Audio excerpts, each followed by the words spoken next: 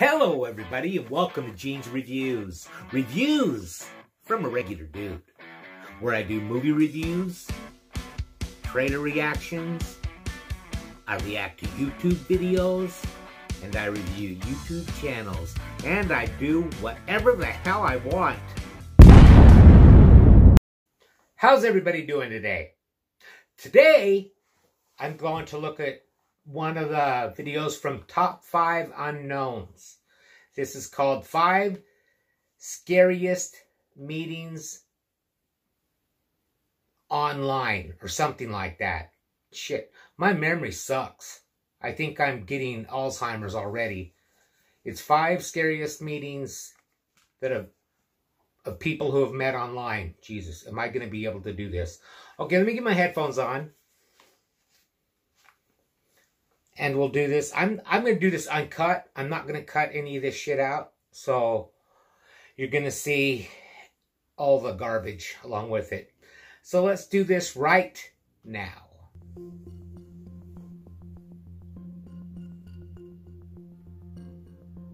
Every day, millions of transactions happen originating from apps and websites such as Craigslist, Facebook, OfferUp, and more. For the most part, both sellers and buyers set up a safe meeting arrangement that runs smoothly. It's expected that not every transaction goes according to plan, though. After all, it's very risky to meet up with a stranger on the internet in person. Sadly, some internet meetups go completely wrong and even lead to tragedy. These 5 encounters prove just how dangerous internet meetups can truly be. Number 5. On April 28, 2010, James Sanders from Edgewood, Washington, created a Facebook ad for a diamond ring. James posted the ring, which formerly belonged to his wife, for a total of $10,050. Almost immediately after the ad went active, James received a response. 4 individuals responded to the ad, informing James the ring was to be a Mother's Day gift. The stages of the transaction went normal as James and the potential buyers corresponded back and forth for a short time, sorting out the details. The result was a scheduled meeting at James's home. The buyers agreed to the meeting and set out toward their destination. There was no way James could have expected what happened next. 2 of the buyers arrived early, pretending to be a loving couple looking for a gift. James opened the door and welcomed the pair into his home. As soon as they stepped foot inside the home, the male suspect pulled a handgun on James and forced his family to be seated on the floor. James, his wife, and their 2 teen sons were restrained with plastic handcuffs before the second pair of suspects arrived and entered the home. As the intruders raided the Sanders home, one of the children allegedly started arguing with one of the suspects. The discussion became very heated, and in an attempt to silence the boy, one of the suspects started attacking him and whipped him with a pistol. James stood up and tried to intervene to protect his child, and in a moment of both violence and confusion, the suspect fired several rounds at the father, ultimately taking his life. Later, after the criminals had gone, police arrived. It took investigators no time at all to track down the names of the suspects, using emails between them and their victim. 3 of the suspects were found later on at a traffic stop in San Francisco, California, and the 4th later turned himself in. After a lengthy trial, all 4 suspects were found guilty in 2011 and sentenced to life in prison. This case has since been considered a cautionary tale, which drives the point home that you should never invite online strangers into your home or even around your home, especially if they know that you have valuables. It's always best to meet in a public setting, far away from wherever it is that you live. Number 4. Facebook Marketplace is a special platform on the site that allows users to post and sell various items. Basically the same. Some really great listings can be found on the site for inexpensive, gently used items. Additionally, users can narrow down their marketplace search to nearby sellers, making meeting in person much easier. Of course, it goes without saying that the marketplace should be treated like any other online transaction platform, because there's always the threat of danger when meeting people you don't know for the first time. Sadly, not everyone practices the proper precautions when planning their encounters. Plus, even those that are careful with their terms often find themselves in sticky situations.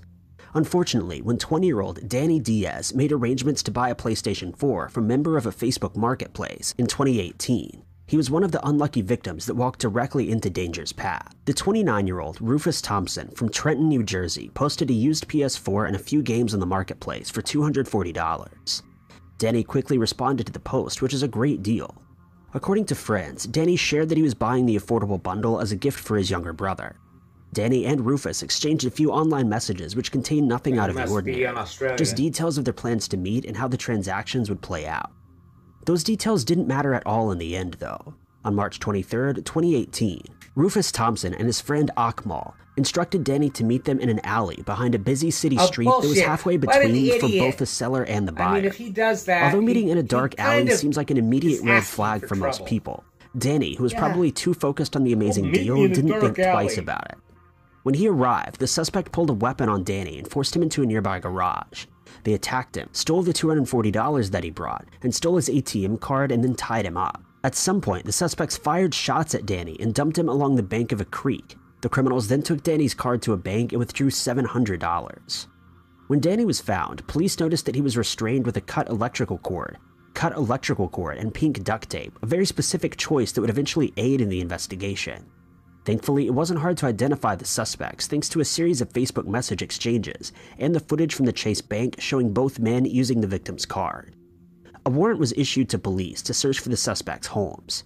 While at Rufus's home, police found a short piece of cut electrical cord and a bundle of pink duct tape in the basement.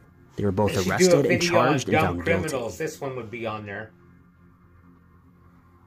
Number 3. On April 20th, 2018, 35-year-old Stephanie Lopez from Texas posted an ad on the app OfferUp. She promised a used speaker in good condition at an affordable price for any buyers willing to pick the item up. 33-year-old Robert Cerna responded to the impressive deal that same day, offering to pick it up himself. He and Stephanie shared a few messages planning out the meeting that would soon follow. Stephanie showed no signs of ulterior motives, but there was one big red flag presented when she instructed Robert to meet her at a hotel room and come inside. Usually, it's best to arrange for a public meeting, or at the very least, perform the transaction in the parking lot of a popular location. I'll meet you in the lobby. Unaware of the foreshadowed danger, Robert agreed and hit the road. Robert arrived at the Shady Highway Motel just before 1 a.m. The exact details of what happened are unclear, and the following timeline of events was organized by police after collecting witness reports and reading through Facebook messages. Allegedly, Robert arrived at the motel and called Stephanie for further instructions. She told him which room she was in and welcomed him inside. As soon as he entered, he was ambushed by the 25-year-old Michael Henderson, who was holding a gun. The duo robbed their victim and at some point fired several shots at him, which were heard from neighbors and management at the hotel. The police were called and discovered Robert's body, quickly opening an investigation. Witnesses claim the couple was seen fleeing in a dark-colored sedan just after the chaos was overheard. While these cases are very upsetting, a small bright spot often shines through when officers begin their investigations. Most of these suspects don't consider the digital trail they're leaving behind, which makes arresting them fairly easy. Officers read through Robert's messages with Stephanie and then used Facebook to track her down. Less than a week after the incident, Stephanie and Michael were both arrested. Although they denied the accusations against them, their online presence provided evidence which strongly implied that they were lying. Both were charged for their crimes and eventually found guilty. While the victim should never be blamed, it's necessary to use Robert's actions as an example for practicing online safety. Number 2. Most of these people are just dumb, really. In March of 2017, a mother from Fort Worth, Texas was fatally shot during a meetup following an online interaction through a personal sales app, OfferUp. Rosa Garcia stumbled across the post on the app which advertised a video game system for an insanely low price. Rosa was intrigued, thinking the system would be a nice gift for her children.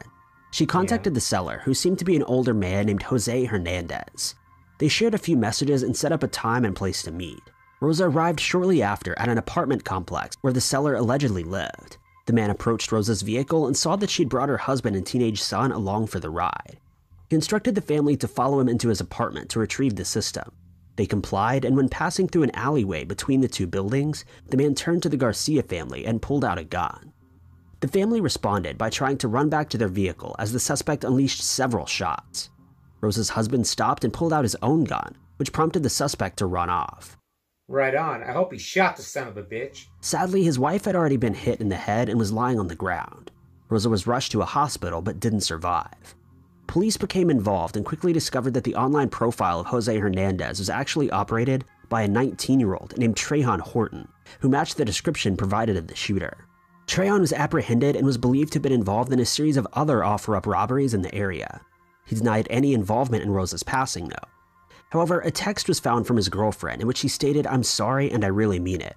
Not just to you, but to the people who were hurt tonight. I'm leaving this street alone." His girlfriend later confirmed that he was referring to the shooting of Rosa Garcia. Later, evidence was found in his home which linked him to several other crimes, and he was charged in all of them, including the crime involving Rosa. The Fort Worth Area Police Department later issued information and tips regarding safe precautions for online meetups and transactions. Number 1. It's only right to warn you that this case involves an especially heinous crime committed against a pregnant mother, which may be upsetting for some. While the graphic details have been toned down, it may still be a bit triggering. It's not uncommon that struggling mothers return to online markets in search of free or affordable supplies. In early 2019, Marlon Lopez was 9 months pregnant and struggling financially while trying to finish school and care for a 3-year-old child. She posted in a Facebook group for mothers called Help a Sister Out. The group included a community of mothers offering support and advice to one another. Additionally, the group utilized the Facebook Marketplace feature to buy, really sell, and trade various items. This has actually been Marlon's post discussed her financial hardship and sought assistance in the form of donations and trades. Then a 46-year-old named Clarissa responded to the ad, offering Marlon new baby clothes and a bundle of other helpful items. Apparently, Marlon and Clarissa had interacted before on the website, and they also had previously been involved in face-to-face transactions, leading Marlon to believe that she could trust the woman. On April 23rd, Marlon left school and planned to swing by Clarissa's home to accept the donated items before picking up her toddler from daycare. Unfortunately, when she left the school, it was the last time she was ever seen alive. The young mother's body was found a few weeks later, stuffed in a garbage can in Clarissa's backyard. The gruesome details of the case were later revealed, and they're so graphic that we can't really discuss them here. However, the evidence suggested that Clarissa and her daughter, 24-year-old Desiree, had taken the young mother's life before physically removing the baby from her body. Clarissa took the baby to the hospital shortly after, and she told doctors that she had given birth by herself at home. When friends, family, and other members of the community informed police of the interaction between the two, they shifted their attention. When Clarissa was found at the hospital, a DNA test was performed on the infant, proving that it was Marlon's child. A warrant was issued, which was then followed by an investigation, and the truth was finally discovered. Both Clarissa and Desiree went on trial for their charges. That's absolutely crazy. Yeah, that's nuts, man. The one that I heard about, the girl survived. She cut the baby out of her and everything the same way, the same exact thing, but she ended up surviving. In fact, I saw her on one of those talk shows talking about the situation and what happened and everything. It's really, really nuts. Okay, well, that was 5 scariest events that occurred after meeting online. See, if I can read it, then I can get it right. I know how to read. Anyways, how about a joke? The other day, my dog ate all of the Scrabble tiles. He kept leaving little messages all over the house. Oh.